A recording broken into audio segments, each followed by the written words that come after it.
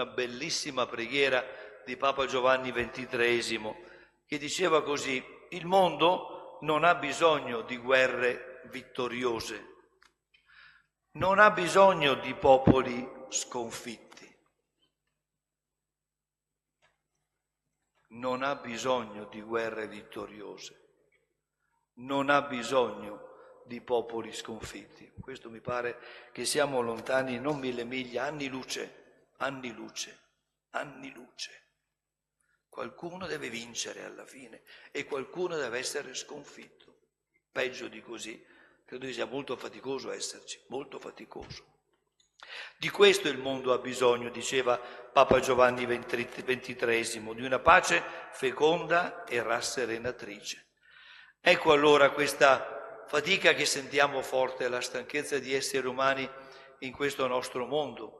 È il mondo nel quale il Signore ci ha messo e nel quale vogliamo vivere da credenti ed essere uomini e donne di speranza. Allora chiediamo al Signore, attraverso l'intercessione della Madonna della Guardia, di non cedere a un'anestesia morale, ma di sentire sempre, grazie al Signore e al nostro impegno, alla nostra dedizione, di commuoverci, che vuol dire, dal punto di vista etimologico, muoversi insieme verso. Che davvero il Signore ci faccia questa grande grazia.